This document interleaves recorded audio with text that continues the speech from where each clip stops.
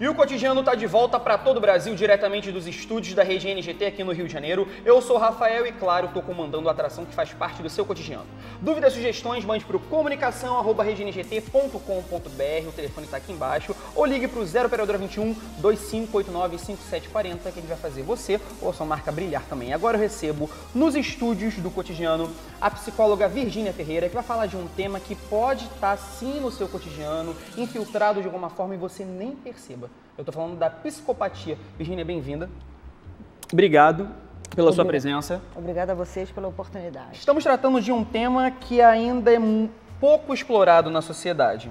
Pelo menos no âmbito do cotidiano das pessoas, as pessoas não conversam muito sobre isso. As pessoas brincam muito sobre isso na realidade. As pessoas cismam em falar: ai, você é muito psicopata, ai, isso é coisa de psicopata, meu ex-namorado é um psicopata. Mas na realidade elas não sabem nem do que elas estão falando. Virgínia, me tira uma dúvida. O que é, afinal de contas, a psicopatia? A psicopatia, na realidade, é considerada uma doença mental.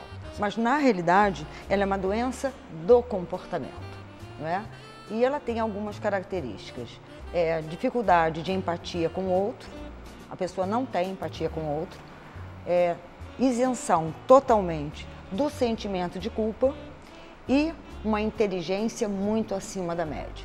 Então, o psicopata, na realidade, ele é muito difícil de ser descoberto, porque pela inteligência dele, ele faz tudo aquilo que ele deseja fazer e quando ele é descoberto, ele tem, em geral, uma série de crimes, uma série de atos antissociais, né? Ou seja, uma série de comportamentos extremamente reprováveis. Você diz que o psicopata, ele não tem sentimentos. Não, eu não falei que ele não tem sentimentos, eu falei que ele não tem sentimento de culpa. Sim, mas ele tem sentimentos? Tem, obviamente Quais, por que exemplo? tem. Amor pelos filhos, amor pelos pais. Ele consegue desenvolver esse tipo de sentimento Consegue. mesmo matando ou fazendo crimes por fora? Ele não mata os filhos, ele mata outras pessoas.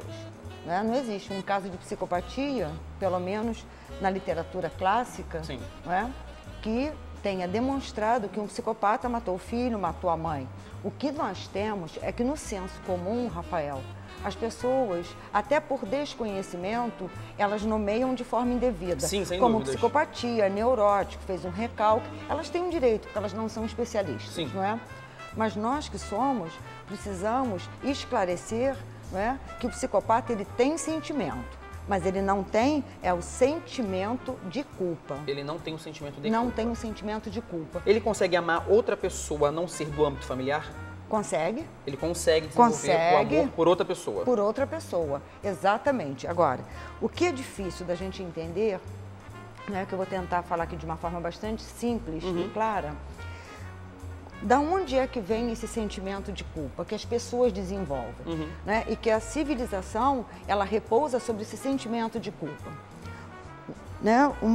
Um casal com uma criança. Sim. O que essa criança precisa? Ela precisa ser educada. O que é educar? É dar amor e dar limite. Na medida em que você vai dando limites a essa criança, não pode, né, dar limites é dizer não. Então essa criança, não é? Ela vai formando nela o princípio da realidade e o princípio da moralidade. Não é? É através do não pode, eu não posso causar mal ao outro, eu não posso causar prejuízo ao outro, que muitas vezes, quando adulto, ela não causa, não é por medo de punição, é por medo do sentimento de culpa. Coisa que o psicopata não desenvolveu na infância. Na infância, né, hipoteticamente, porque a psiquiatria nem a psicanálise dão conta inteiramente da psicopatia, né? Uma das hipóteses é que não tenha dado conta por conta de uma educação frouxa, de uma educação que não deu os limites como deveria ser dado. Qualquer pessoa ela pode ser psicopata? Eu diria que a princípio não. A princípio não é?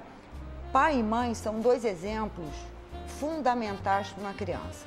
Sim. E, em geral, a psicopatia, ela vem, não é? E eu diria que por a criança tomar, não é? Como um dos exemplos, o pai ou a mãe que tenham um comportamento que estejam tanto quanto à margem da sociedade. Sim. E por essa criança não ter limites. Entendi. Então não é qualquer pessoa que pode desenvolver a psicopatia. Mas não tem nenhum caso de que se o pai é, o filho vai ser? Não, não, em absoluto. Até porque uma criança... Mas você não concorda comigo que se o pai é, ele não pode inconscientemente treinar, entre aspas, o filho a ser? Não, em Por absoluto. conta do passado que ele teve? Não, em absoluto, porque a criança é ela quem escolhe quem será o exemplo dela. Tanto que você vê crianças que têm pai e mãe, mas o grande exemplo dela é o avô, é o tio, é o vizinho, é o primo. Então, a criança é quem vai escolher qual é o padrão que ela vai seguir, né? E esse pai, se fosse por aí, Rafael, todo filho, né, dessa população carcerária seria também tão marginal quanto o pai. Mas elas não é têm essa a convívio realidade. com eles. Ah, tem. Ah, tem. Elas vão ao presídio, elas sabem por que eles estão ali, e aí eles vão passar Dia dos Pais em casa.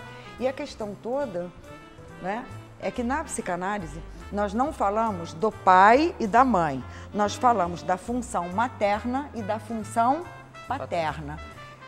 Essa criança pode ter visto o pai 4 vezes na vida, mas se o pai vai representar para essa criança o que a mãe disser.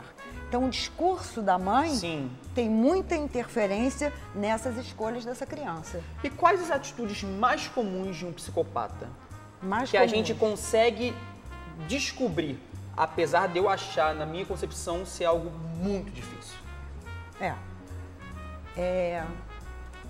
Fazer um diagnóstico, uma hipótese diagnóstica de uma psicopatia, por exemplo, ainda, né, em fases precoces, quero dizer, na adolescência, na pré-adolescência, não é tão fácil.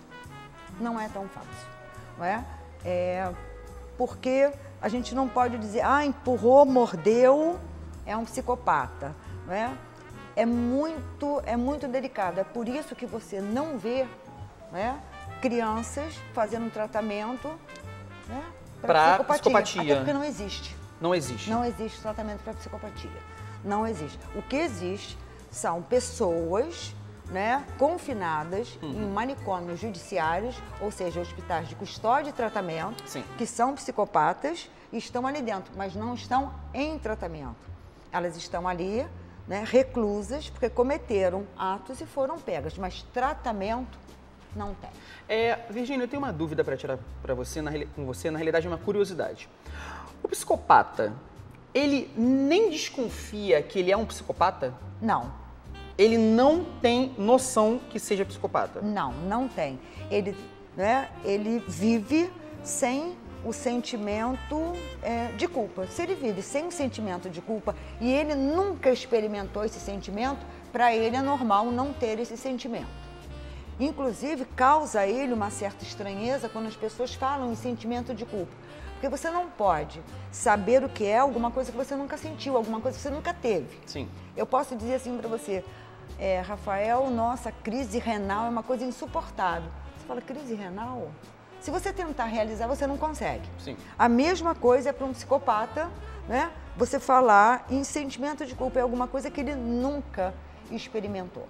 Agora, voltando à sua pergunta anterior, eu diria que é sempre bom ficar, né, de olho numa criança. Por quê? Porque uma criança que tem atos consecutivos, não é? De maldade contra uma outra criança. Mas você acha que a mãe vai assumir isso? Bem, eu diria que não. Porque o grande medo do psicopata é que a mãe saiba dos seus atos. Sim. A população pode saber, mas a mãe não pode. Agora, tem aí 2 elementos importantes. Uma inteligência acima da média. Sim. E atos de maldade, eu diria que são 2 elementos, né, que se precisa ficar de olho. Mas eu não estou falando de um QI mediano, eu estou falando de um QI bastante elevado. alto. Esse QI bastante elevado, né, com atos de maldade, você chama a criança e fala assim, por que você empurrou seu amiguinho? Porque eu pensei que se ele fosse direto, ele fosse cair e se machucar mais. Ele tem sempre uma justificativa para desviar o que ele realmente gostaria de fazer, é isso? Não, para desviar não. Ele faz. Mas Para desviar o seu entendimento. o seu entendimento. Exatamente, sobre o que ele fez. Algum trauma pode ocasionar a psicopatia? Não. Nenhum tipo Nenhum de trauma? tipo de trauma pode ocasionar. Eu perguntei isso porque foi o caso que a gente estava conversando no início do bloco. Que, por exemplo, às vezes o pai age de alguma forma e o filho vê aquilo e acaba fazendo igual. E isso vai se tornando mais complicado ao longo da vida. Tanto que a gente sempre ouve muito isso. Ah, você está a cópia do seu pai.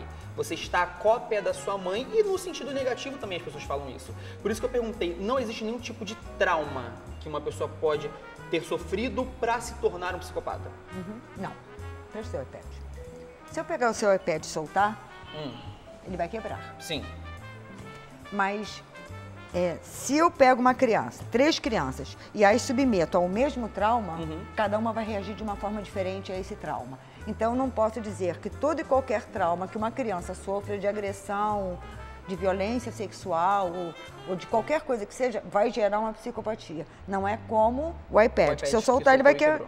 Exatamente. Cada um vai reagir de uma forma diferente. Bom, hoje eu recebi aqui nos estúdios a Virgínia Ferreira, ela que é psicóloga.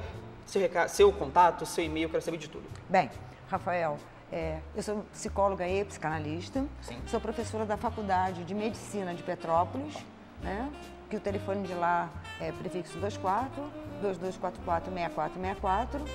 E eu tenho um consultório em Ipanema, na Visconde de Pirajá.